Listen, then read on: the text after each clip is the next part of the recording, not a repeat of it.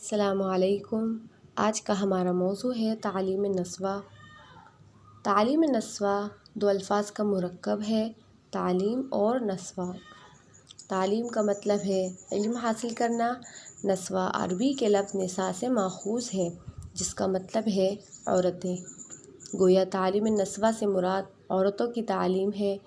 علم اور تعلیم دونوں کی اہمیت اپنی اپنی جگہ مسلم ہے۔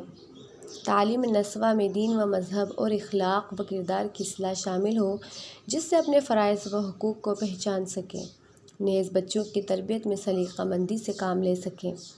پرانے زمانے میں عورتوں کی تعلیم و تربیت پر کوئی خاص توجہ نہیں دی جاتی تھی۔ عورتیں مردوں کے حکم کی پابند تھیں، اس لیے تعلیم حاصل کرنا ان کے لیے ممکن نہ تھا۔ لیکن جوں جوں زمانہ بدلتا گیا، عورتوں کی تعلیم پر زور دیا گیا۔ ملک اور قوم کی ترقی کے لیے عورتوں کا تعلیم یافتہ ہونا نہایت ضروری ہے۔ تعلیم نسواں سے ایک اچھے خاندان کی بنیاد پڑتی ہے۔ سب سے پہلے بچے کی درسگاہ ماں کی گود ہوتی ہے۔ یہ حقیقت ہے، سب سے پہلا مدرسہ ماں ہوتی ہے۔ اگر ماں پڑھی لکھی ہے تو وہ اپنے بچوں کو تعلیم و تربیت دینے میں ذمہ دار ہوتی ہے، اور بچہ تہذیب یافتہ ماحول میں ڈھل کر مدرسہ جاتا ہے۔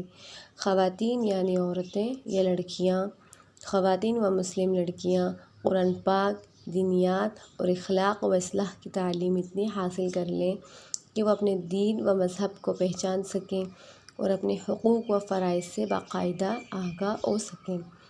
جو لڑکیاں پڑھی لکھی نہیں ہوتی، وہ خوبصورت ہی کیوں نہ ہوں، اکثر انہیں شرمندگی اٹھانی پڑتی ہے۔ اس لیے عورتوں کو تعلیم سے آراستہ کرنا نہایت ضروری ہے۔ عورت تعلیم یافتہ ہو تو وہ اپنے خاندان کی معاشی حالت کو سدھارنے میں کافی مدد کر سکتی ہے۔ دور حاضر میں یعنی موجودہ دور میں عورتوں کا اعلیٰ تعلیم حاصل کرنا نہایت اور اشد ضروری ہے۔ اگر لڑکی تعلیم یافتہ ہے تو وہ ملازمت کر کے اپنے گھر کا خرچ اچھی طرح چلا سکتی ہے۔ ایک تعلیم یافتہ عورت بھی اپنے گھر اور گھر کے باہر کی زندگی میں اپنے شوہر کا سہارا بن کر اچھی زندگی گزار سکتی ہے۔ تاریخ مذاہب کے مطالعے سے یہ حقیقت معلوم ہوتی ہے کہ اللہ تعالیٰ نے حضرت آدم علیہ السلام کو تخلیق فرما کر جنت میں ٹھہرایا۔ حضرت آدم علیہ السلام نے تمام نعمتوں کے موجودہ ہونے کے باوجود تنہائی و کمی محسوس کی، تو اللہ تعالیٰ نے حضرت حوا علیہ السلام کو پیدا فرمایا۔ گویا عورت کا وجود کائنات کی تکمیل کرتا ہے۔ وجود زن سے ہے تصور کائنات میں رنگ، اسی کے ساتھ سے ہے زندگی کا سوز دروں۔ عورت اس کائنات کا جمال و شاہکار اور دلکش وجود ہے۔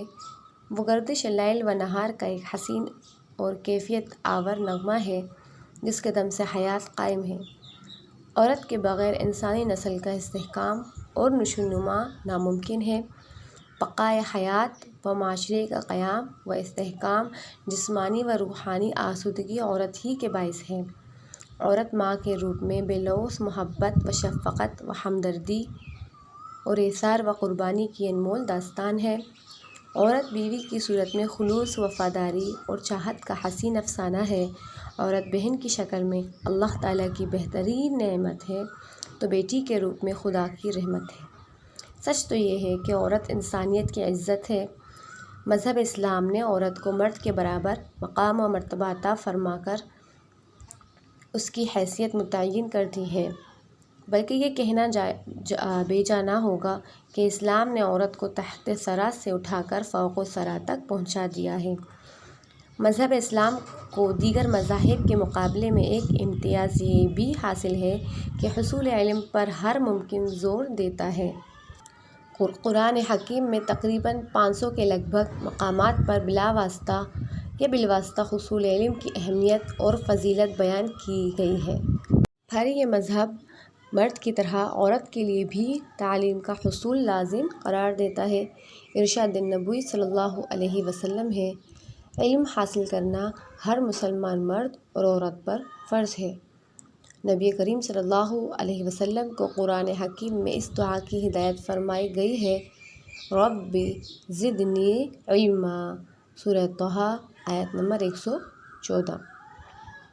اے میرے رب، میرے علم میں اضافہ فرما۔ یوں گویا بالواسطہ طور پر مسلمانوں کو حصول علم کی رغبت و تعلیم دی گئی ہے۔ ایک اور مقام پر آپ صلی اللہ علیہ وسلم نے علم و حکمت کو مومن کی گمشدہ متاع قرار دیا ہے۔ آپ صلی اللہ علیہ وسلم نے مردوں کی تعلیم کے ساتھ ساتھ عورتوں کی تعلیم و تربیت کا خاص اہتمام فرمایا ہے۔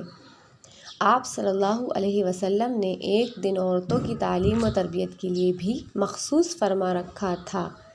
ازواج مطہرات آپ صلی اللہ علیہ وسلم سے دین کی باتیں سیکھ کر دیگر مسلمان خواتین کو سکھاتی تھیں۔ یوں دین کی تعلیم عورتوں تک بھی باقاعدہ پہنچتی رہی۔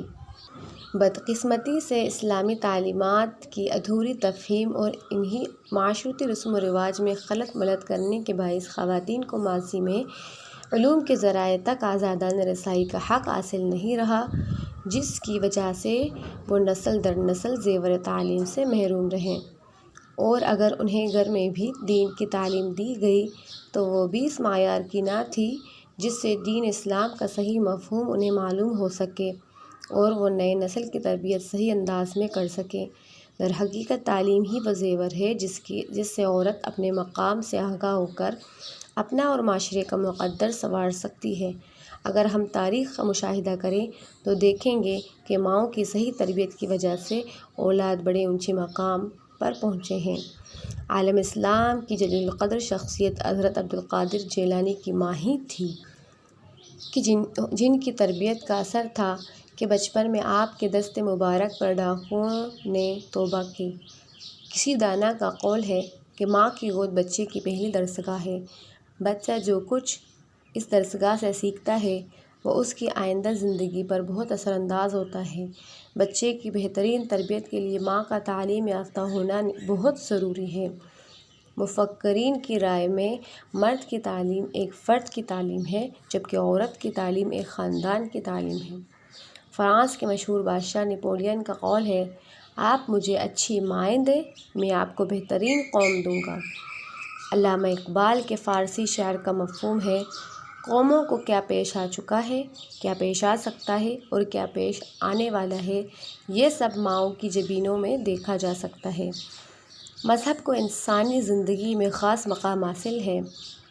مذہب کا بنیادی تعلیمات اور اہمیت مسائل سے آگاہی مرد کے ساتھ ساتھ عورت کے لیے بھی اشد ضروری ہے۔ مذہب کو انسانی زندگی میں خاص مقام حاصل ہے۔ مذہب کی بنیاد تعلیمات اور اہمیت مسائل سے آگاہی مرد کے ساتھ ساتھ عورت کے لیے بھی اشد ضروری ہے۔ دین ہی وہ کامیاب راستہ ہے جس پر چل کر انسان دنیاوی اور اخروی زندگی کو کامیاب و کامران بنا سکتا ہے۔ پڑھی لکھی عورت مذہبی و دینی تعلیمات و مسائل سے اچھی طرح آگاہ ہوتی ہے۔ وہ اپنی اولاد کی تربیت دینی اصولوں کی روشنی میں بہتر انداز میں کر سکتی ہے اور ملک و ملت کی تقدیر سنوار سکتی ہے۔ لیکن ایک ناخواندہ عورت جو دین و مذہب کی تعلیم سے ناآشنا اور غیر سلیقہ شعار ہوتی ہے، وہ بچوں کی تعلیم و تربیت کے فرائض بھی اچھے طریقے سے ادا نہیں کر سکتی۔ موجودہ دور سائنس اور ٹیکنالوجی کا دور ہے۔ دنیا ایک عالمی گاؤں میں تبدیل ہو چکا ہے۔ اب وہی قوم یا ملک اس جہاں پر حکمرانی کر سکتا ہے جو تعلیم اور ٹیکنالوجی میں آگاہ ہے۔ اگر کسی ملک کی نصف آبادی یعنی خواتین پسماندہ ہوگی تو وہ قوم کبھی بھی ترقی نہیں کر سکتی۔ لہٰذا عورتوں کے لیے تعلیم کا حصول اور واقفیت عامہ یا معلومات عامہ سے آراستہ ہونا نہایت ضروری ہے۔